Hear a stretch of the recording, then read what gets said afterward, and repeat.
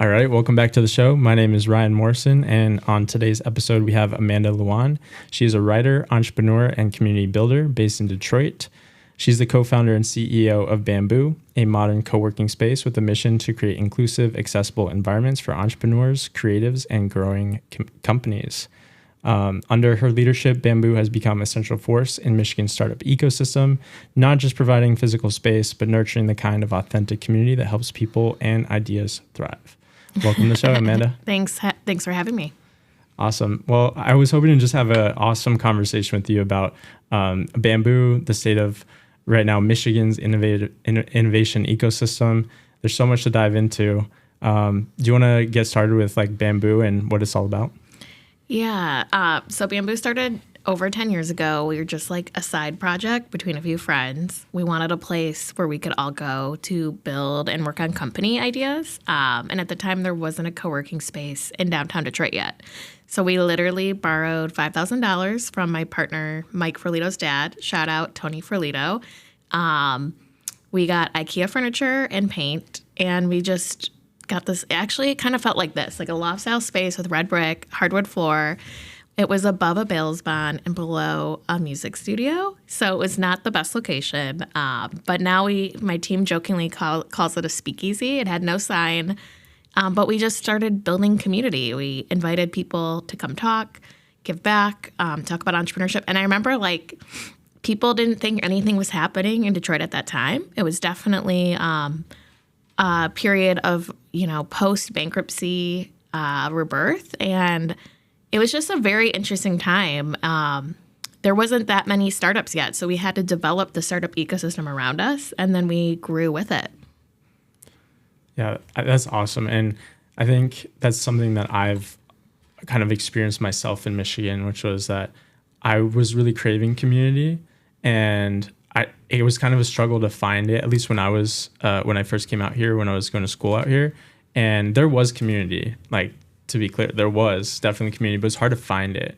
And so, along your journey, you decided, well, I want to build community because I want to be a part of a community that resonates with me and the things that you believe in. So how has that kind of grown today? Because you started in this small little speakeasy space. And Speakeasy is being very kind, by the way. It was very raw. Yeah, and that's kind of, you got to get started somewhere. Yeah, you right? really do. You can't just like not take action on an idea. And we really had no idea what we were doing either, which the naivety of not knowing what you're doing sometimes helps because you jump full into a story or a vision.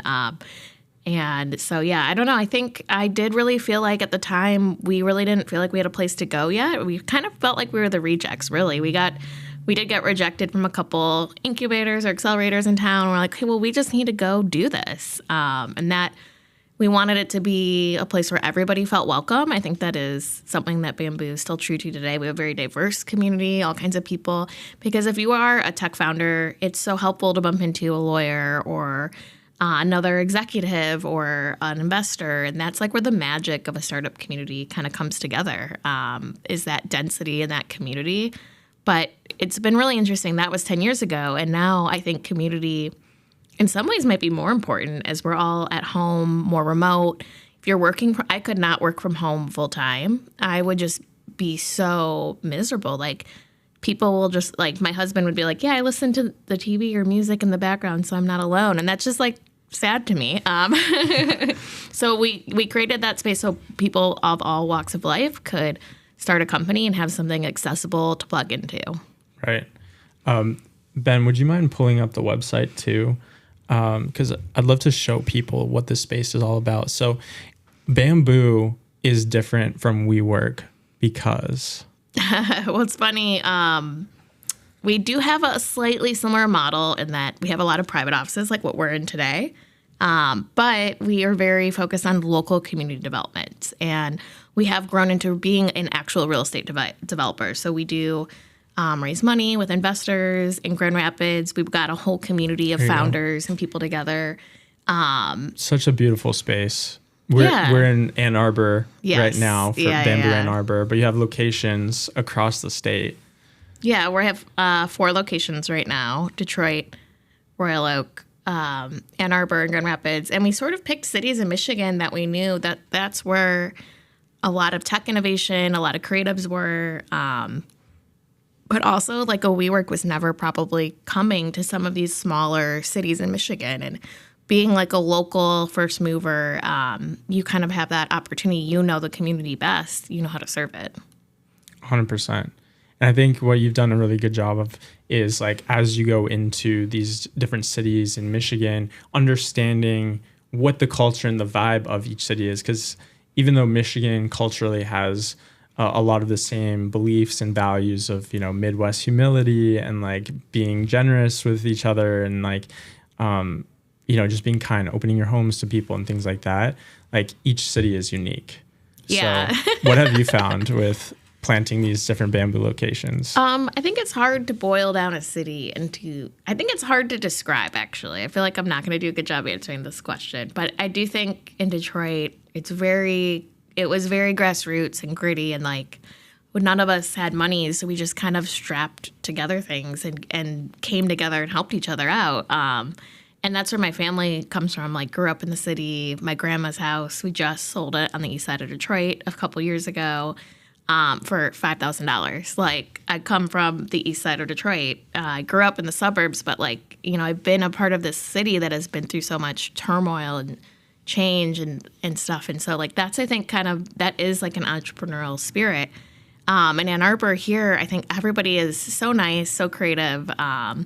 There was a huge tech and innovation community pre-pandemic. And I think in almost every city, we're still figuring out how we're coming back together post-pandemic. And you have the university here really influences a lot of the culture. So many smart people. And so many students that I think could build the next generation of companies here if we can just get them to think about staying in Michigan. And so there's a big impact there, I think, that could happen. And then an arts community and food community here in Ann Arbor. It's such a cool place to live, too. I don't live here, but I wish I did. But I feel like I spend a lot of time here now. And so like each community, I would say Michigan does have its themes and its challenges. Everywhere we go, a founder will tell you it's a struggle to raise $500K. That should not be a struggle in Michigan. Everywhere we go, they'll tell you that like we don't really have like density yet. We have some hubs like Bamboo and other places, but it's not like a New York City or Chicago where you have, you know, tons and tons of jobs like up and down the street and big companies that you can just kind of plug into. Like we're still building that density again. So like the challenges are definitely the same. The cultures and the communities all have their own, I think, vibe and leaders and community people, too, to plug into. Mm-hmm.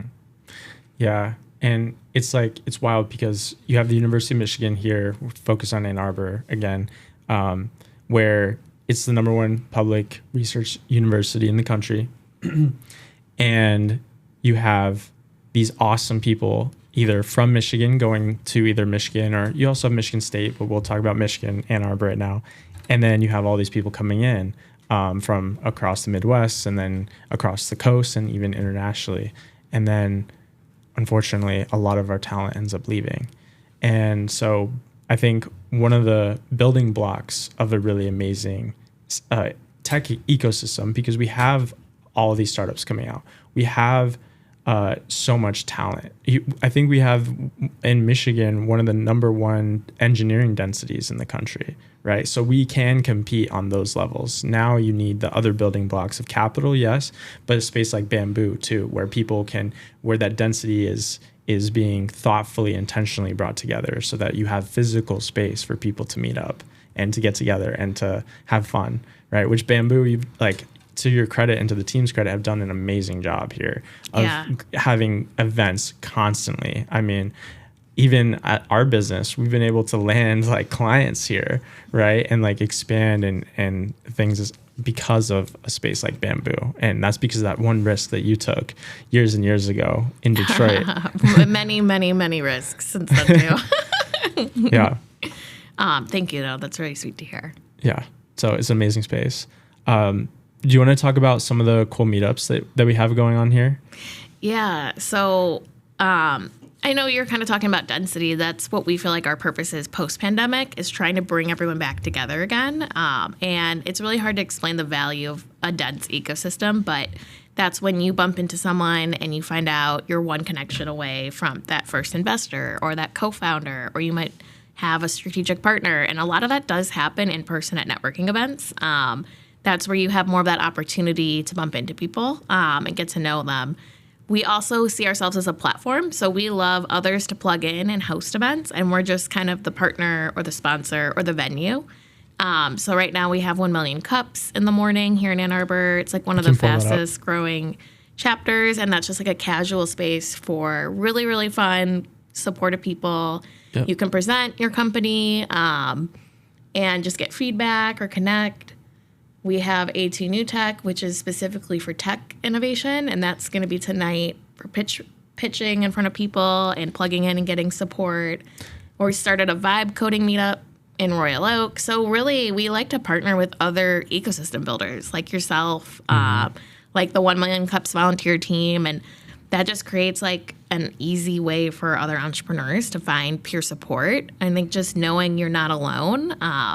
Being a founder or creator can be a hard journey going out on your own, and you need to be around other people. 100%. Ben, would you mind going on Bamboo's LinkedIn as well and pulling up the A2 New Tech meetup too? The 1 Million Cups has been awesome because they're consistent. They have it every Wednesday in the morning, and it's consistently grown week after week since it started. And I think, did I hear Alexa right when she said that it's the fastest growing in the country, I think. Is it also the largest now? I'm not sure. I'm not sure. We'll have to fact check By the Kauffman Foundation. Right. But I think meetups are a big part of your tech ecosystem that you're building anywhere, because you need a space for people to learn, to support each other, and to connect. And you don't have to go to the events, but they're often free and open for everybody. Let's see. Could you pull up Bamboo on LinkedIn, Ben? Yep. And then if you scroll down, A2 New Tech is here. You see that? Oh, scroll up on the left. Yep. If we could expand that one. Yep. And if we scroll down. Cool. We found it.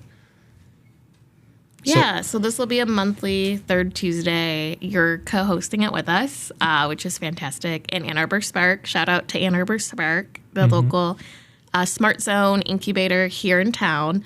So if you're in Michigan, each of our major cities has Smart Zone incubators. Those are there to help give you micro grants.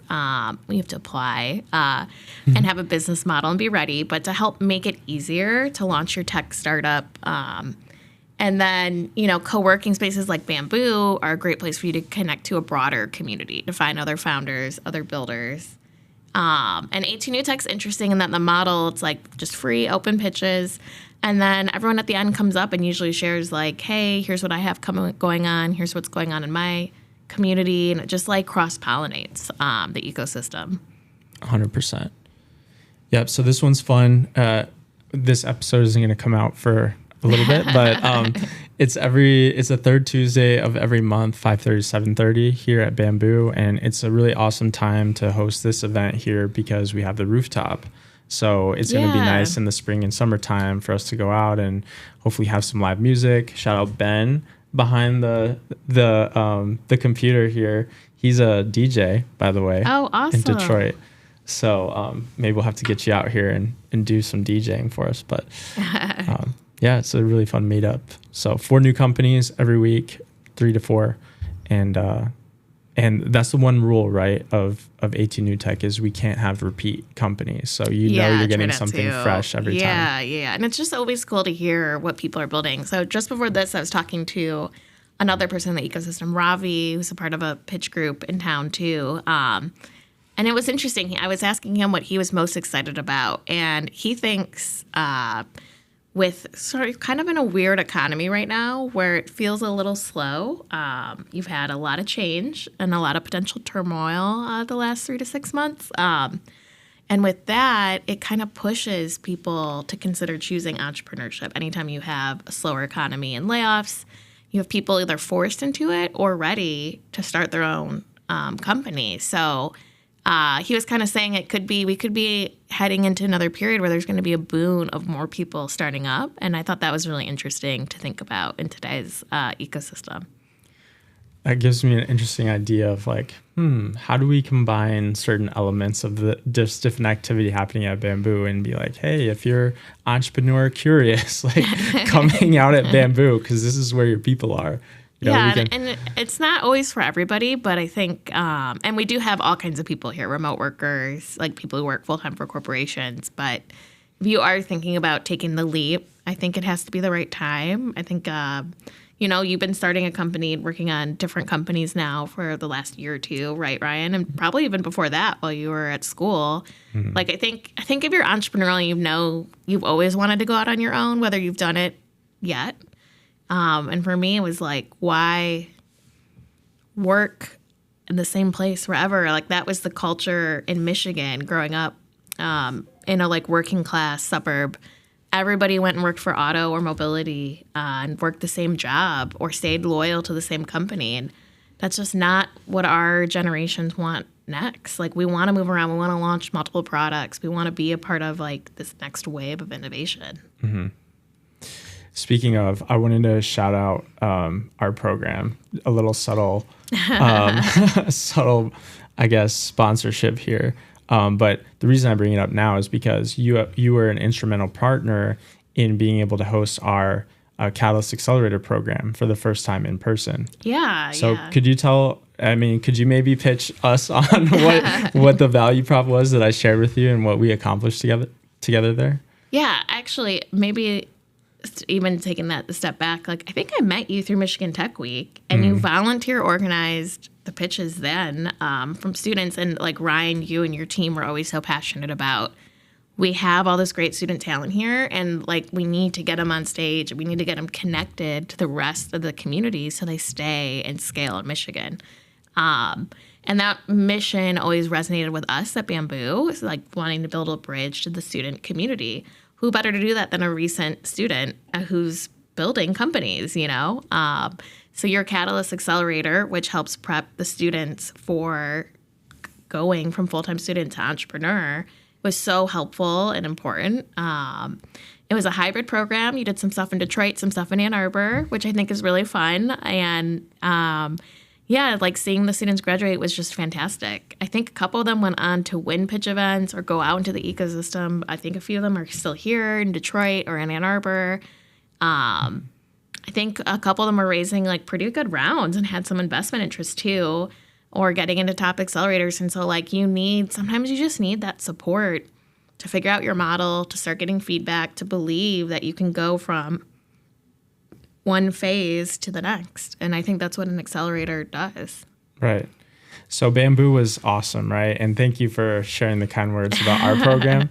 But the reason why Bamboo was so clutch is because we were able to host a total of 16 companies in summer of 24. Yeah. Where we had 13 of them were actually coming in person to Bamboo, and we had workshop facilitator. And then we utilized the space to stream the content to a hacker house in Detroit. Yeah. And so that was like such a unique challenge, but also the fun part of being able to bridge that gap, which I think is something that right now a lot of people are talking about, from Ben Marchiona to Allison Todak, and I'll shout out to her with new VP role. And, they're trying to figure out how do we bridge the Ann Arbor, Detroit corridor, right? And we, had a pilot of a way that we could do that while simultaneously also helping those students who are founders, who are working on a business, who oftentimes are right now leaving to take funding on the coast. Yeah. Keeping them here that summer before they graduate or as they're graduating, bringing the capital to them so they don't have to leave. And then they're building community while they're doing it. And so that's really what keeps people, right, is like the community and family, but also the access to the resources they need. Yeah. So we partnered on that. You saw the vision and believed in me, and we had a lot of success. Like Protein Pints has come out of that program. People who are familiar with they're in like hundreds of stores now, I think. So they raised $2.5 million, maybe more now. And they're across over 2,000 stores nationwide. Wow. They're in Target, That's crazy. Kroger, Meijer, H-E-B, I mean, they're getting into everything. Yeah. So, and that starts with, right, that belief that somebody has in you, right? And you had those champions who believed in you, started with a small loan, right? And then it ends up growing into something bigger. That's what we're trying to do. And Bamboo is a space where you can do that. So I'm very grateful for you and us partnering on multiple different things now. Yeah. Thank you. And also, like, I think what you're doing, Ryan, you're an ecosystem builder like me, and we need to support those people. Like, those are the people that are connecting the rest of the community. And doing that work is just so important. It's so hard to like find a model that makes it work, but it's so important for an ecosystem. 100%. So let's pivot that back to, you've had some interesting news come recently, right? You've been working on this for a long time, over a year, right? Yeah, so we are, for those who don't know, in Michigan, we have 4 locations, but we just announced the 4th one. So we use our hands in Michigan. So we're in Detroit. Here we go. Ann Arbor, Royal Oak is all kind of here. And now we're opening our first West Michigan. Now I'm probably, I don't know, I can point to Grand Rapids yet on a map. So about a year and a half ago, why we're doing this, we believe that there are enough communities in Michigan, we can create a statewide platform. And we want to be that platform for entrepreneurs across the state. Like we were talking about, there's great resources and energy and momentum in each different city. And we're not that far away from each other. We should be able to tap into those resources to support. Like right now, I'm helping a Grand Rapids startup expand to Ann Arbor. And like, you should be tapping into things in your backyard in Michigan way easier before heading to the coast. So there is this like impact-driven mission. But when we thought about it, we're like, where else are we going to go? And Ann Arbor actually wasn't finalized yet. We were still figuring that out. And so we're still exploring. And my husband found this building at 11 o'clock at night. It's, the former UICA building. Those in Grand Rapids all know it. It was a former art gallery space and a hub for artists right on Fulton Division. So what we learned is we like to think of ourselves more like retail. We want a walkable downtown area. You've got to have parking. People in Michigan all drive still. They would walk and bike and take public transit, but they don't always have all those options depending where they live. So when we found this building, there was literally no pictures online. And we thought, okay, my husband like kept bugging me about it. I'm like, all right, let's go out and see it. So we drove out there. And before we even put an offer in the building, we invited our friend Ted from Midwest House and Trista, who at the time was running Michigan Founders Fund. And we showed him this massive, and you can't tell from the picture, but it's 40,000 square feet. It's multiple floors. It's a really cool design. But this building was sitting empty for 4 or 5 years right downtown. Thanks, Ben. And it's because it's an art gallery space. It's designed to be like a museum or a gallery. So it doesn't have a great other use. So it requires a lot of capital to change it into something more modern, like co-working and flexible offices. So when we toured Ted and Trista through, we were like, is this a little crazy, guys? Is this too big? All our other locations are 25,000, 20,000 square feet. This has a 200-person movie theater in the basement. It has a 4,000 square foot rooftop, so double or triple the size of what we have here in Ann Arbor, and this really cool gallery space. And as soon as we walked in, and I knew it was our building, but it took a year and a half to figure out this project. So it really stretched us as real estate developers. And what's unique about Grand Rapids as a community, it's one of the fastest growing cities in Michigan. It's the home of many furniture makers, manufacturers, but it does have a fast growing tech ecosystem too. And so when we showed our friends and partners, they were like, no, this could be it. This could be a hub for everything that, we're doing. We like this idea. It's not too big. And we essentially almost crowdfunded all the fundraise from like 6 to 9 different investors and ecosystem leaders. And at one point in the process, my husband said, you need to go get Mark, who's the founder and our financial advisor. He also, he told us, like, the numbers still don't work. You're not going to make this happen unless you go get a partner that helps you on furniture. You go get a tax abatement, which we had never done before, and a grant from the state of Michigan, which we had never done before. So all of these potentially, like, big, scary things we had to go achieve. But for a year and a half, we just kept pitching our vision and meeting with people. And we talked to almost 100 different community members and stakeholders. So we used our ability to build community, to get feedback from the ecosystem, and really through that process, what we needed aligned to make the deal come together. And we officially closed, in April? It's May. Yeah. And are now going to be open by the end of this year. So this location will have an incubation partner as our anchor tenant. It'll have all those great amenities that I talked about. But it is very unique in that we brought a lot of people together to come make it happen, which is really cool.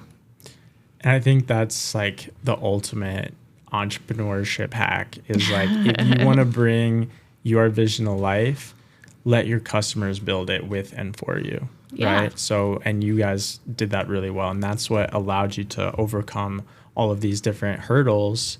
Right. You had to get lucky here. You had to get lucky there. You had to get all of these different things in place for the dominoes to line up to bring this 100%. together. And you achieved it. And it was like, I remember having conversations with you offline where it was like, I don't know if it's going to happen, but you just had that, but you had that relentless pursuit and this vision for Michigan that is a connected Michigan. And I think that's the most important part and why it's coming together, because it's needed. Yeah, thank you. And now we're also hearing that like people are very excited to connect the different sides of the state, and like they want to be connected. They don't want to be one disconnected ecosystem.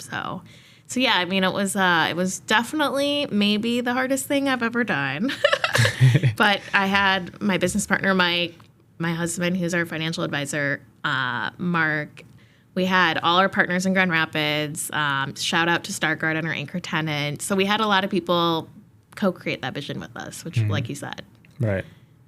And so I'm really excited to check out all the other locations, because that's another benefit of being a Bamboo member is that you get access to the different locations. And there are certain hour things where you have to be like within business hours for your not home location. Is that right? Yeah, right now that's how it is. Yeah. Yeah. But still, I mean, the value is so huge. And like I have clients all across the state. So when because I have a client in Grand Rapids actually.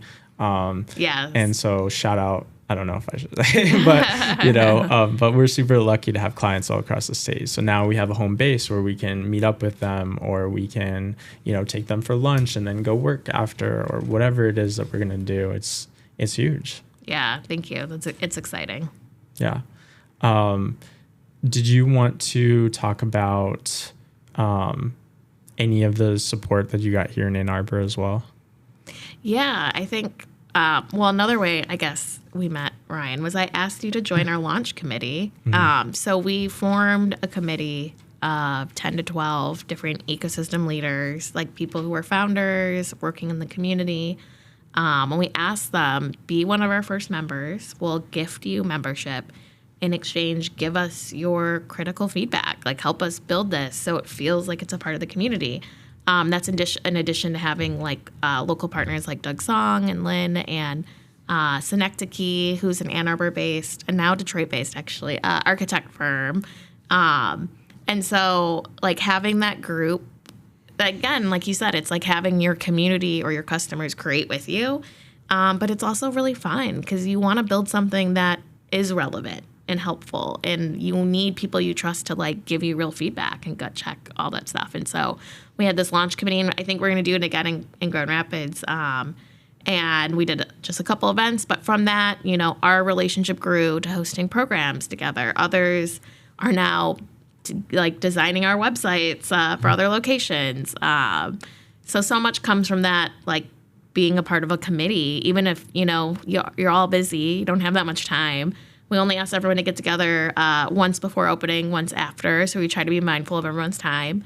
But, that's really important. That's how you like get that feedback as well. Yeah.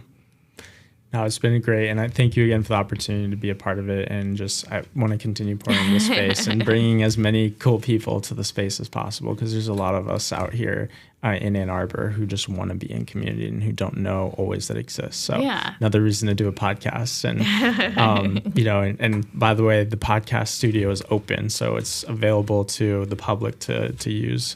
Ryan, what's that? So since we've been working together in these different collaborations, it's been about a year and a half probably since we first met, I think. Yeah.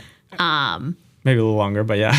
Well, since we maybe first started working together at Bamboo, but what has been like the one thing you've learned the most in the last year and a half on your sort of journey? Oh gosh. If you had to distill it, or one or two things.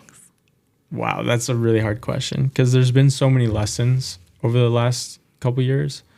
I think in the spirit of partnership, like, don't underestimate the value of great partners and like really pouring into the people who are lifting you up. And because, I when I was graduating and I had started my company in school, and then I went full time right when I graduated.